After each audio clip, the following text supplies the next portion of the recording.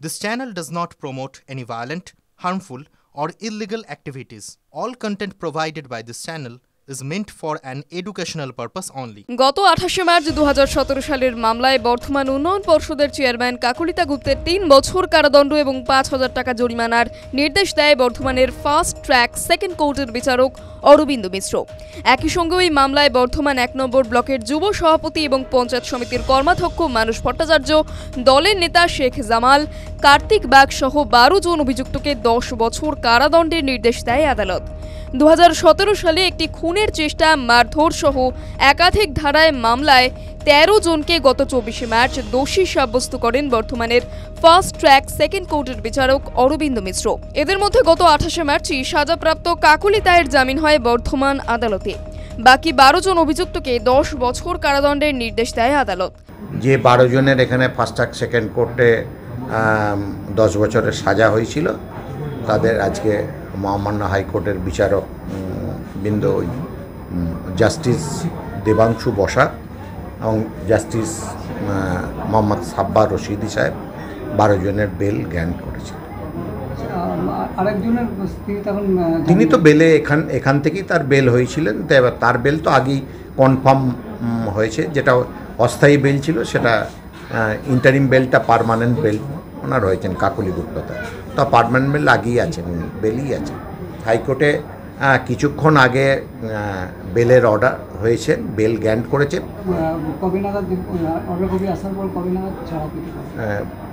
আমাদের আশা করছি হয়তো কালকে সব প্রসিডিওর কমপ্লিট হলে কালকে ওরা জেলখানা থেকে ছাড়া হবে।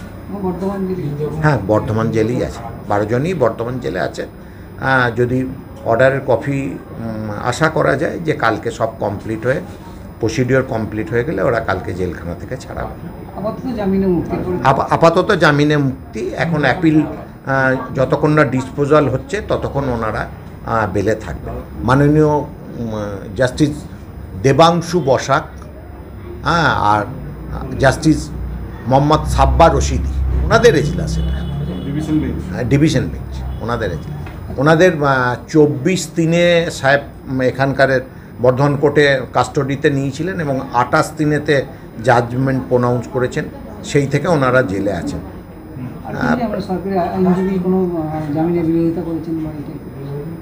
সরকারি আইনজীবী যেটা সত্য ঘটনা সেটা কোর্টের কাছে তুলে ধরবেন, এটাই স্বাভাবিক।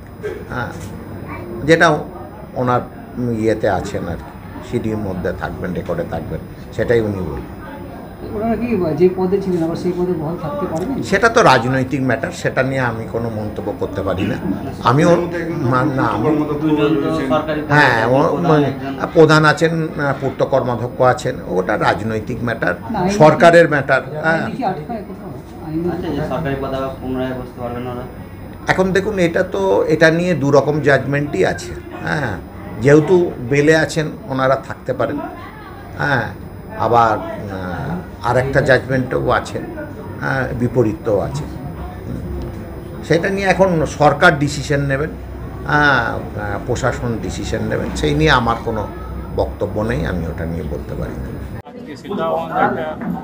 খবর আনন্দ দিকে তারা সবাই জামিন পেয়েছে এবং আগামী দিনে তারা এই কেস থেকে মুক্তি পাবে, প্রমাণ হবে যেটা মিথ্যা। তারা কি আবার দলীয় কাজে পুনরায় মানে যে পদে ছিল সবাই সেই পদেই থাকবে? হ্যাঁ, তারা তো দলীয় পদে ছিল এবং যারা যে পদে ছিল সে অবস্থায় থাকবে, যেহেতু জামিন পেয়েছে। আমরা তো অভিযোগ করে আসছি, অনেকদিন ধরেই অভিযোগ করে আসছি যে চোর, গুন্ডা, মস্তান, তোলাবাজ, সিন্ডিকেট রাজ, হ্যাঁ, এবং বলা যেতে পারে মানে সমাজের একাংশকে মানে দমন করার জন্য সমাজেরই একাংশকে সমাজ বিরোধী তৈরি করা হচ্ছে, যে সমাজ বিরোধী তৈরি করে দল চালানো হচ্ছে, প্রশাসন চালানো হচ্ছে। আমরা এটা অভিযোগ করে আসছি অনেকদিন ধরেই। তো সেটাই হয়েছে, এই সমাজ বিরোধীদের দিয়ে দল চালালে যা হয় সেটাই হয়েছে। এবং আজকে শুনছি আবার যে তাদের জামিন হয়ে যাওয়ার পর তারা মানে কতটা মূর্খ হলে, এটা ওনাদের দলের ব্যাপার, সেটা আমাদের কিছু বলার নেই, কিন্তু কতটা মূর্খ হলে একথা তারা বলে যে যারা যে পদে ছিল তারা নিজেরা স্ব পদে বহাল থাকবে। হয়তো কেউ হয়তো পঞ্চায়েত প্রধান ছিল, কেউ হয়তো পঞ্চায়েতে কোনো একটা কর্মাধ্যক্ষ ছিল, কেউ হয়তো পঞ্চায়েত সমিতির মেম্বার ছিল, যাই হোক যে পদে থাকবে সেই পদে নাকি আবার মানে স্বমহিমায় বহাল থাকবে। এটা কোন মানে দেশে হতে পারে বা এটা কোন মানে কোথাকার মানে আইনে হতে পারে? আজকে তারা বিচারে সাজাপ্রাপ্ত আসামি, তারা এটা নয় যে তাদের জামিন মঞ্জুর হয়েছে বলে, তাদের জামিন হয়েছে বলে তারা তাদের যে মানে অভিযোগ থেকে তাদের সাজা হয়েছিল সেই অভিযোগ থেকে তারা নিষ্কৃতি পেয়েছে। আজকে তারা অভিযুক্ত আসামি, তারা বেল নিয়ে ঘুরে বেড়াবে। এটাই হচ্ছে সমাজের কাছে মানে আমাদের কাছে এটা আসবে। তো ব্যাপার হচ্ছে দেখুন, আজকে আমরা দেখছি যে পশ্চিমবঙ্গ জুড়ে একটা বিশৃঙ্খল পরিবেশ তৈরি হয়েছে, অরাজকতা তৈরি হয়েছে এবং মানে শাসক দলের একটা অপশাসন চলছে। যে শাসক দল বর্তমানে রয়েছে, শাসক দলের অপশাসন সারা পশ্চিমবঙ্গ জুড়ে চলছে, আমরা দেখতে পাচ্ছি। সাজাপ্রাপ্ত আসামি, সেই সাজাপ্রাপ্ত আসামিদের স্ব পদে বহাল করা হবে, এটা কোথাকার আইন এবং কোথাকার আইন বলে করা হয়, এটা যদি ওনাদের দলের যারা মুখপাত্র আছে বা যারা এই কথা বলেছে তারা তো মানে তাদের পেটে দুকলম আছে কিনা মনে হয় না আমার, যে সেই ইয়েতে গ্রাউন্ড থেকে এই কথা বলেছে। তো মনে হয় না যে ওনাদের দলের উচ্চ নেতৃত্ব বা ওনাদের দলের যারা রয়েছে তারা এটার সঙ্গে সহমত পোষণ করবে। জানি না এটা কাদের মদতে বা কার যেতে ওনারা এই কথা বলেছেন, কিন্তু আমার তো মনে হয় যে ওনারা নাকি স্বচ্ছ ভাবমূর্তির ওনারা নাকি পশ্চিমবঙ্গকে সোনার বাংলা করতে চান, ওনাদের অনুপ্রেরণা রয়েছে মাননীয়ার। তো সেই মাননীয়ার অনুপ্রেরণা থেকে আমি এটা বলতে চাই যে ওনারা যদি নিজেদের স্বচ্ছ ভাবমূর্তি প্রকাশ করতে চান বা নিজেদের স্বচ্ছ ভাবমূর্তি সমাজের কাছে, সমাজের লোকের কাছে তুলে ধরতে চান, তাহলে ওনারা কেন একথা বললেন যে যারা যে পদে ছিল তারা এবং তারা সেই পদে থেকে সরকারি কাজ করবে? মানে ভাবুন একবার, মানে বিচারে সাজাপ্রাপ্ত আসামি, সে সরকারি কাজ করবে, সরকারি কাজের সঙ্গে যুক্ত থাকবে, সরকারি বিভিন্ন টেন্ডার পাস থেকে আরম্ভ করে সরকারি বিভিন্ন প্রকল্প সাধারণ মানুষের সুযোগ সুবিধা দেওয়ার কাজে তারা মানে অবহিত থাকবে এবং তারা সেই পদেই বহাল থাকবে।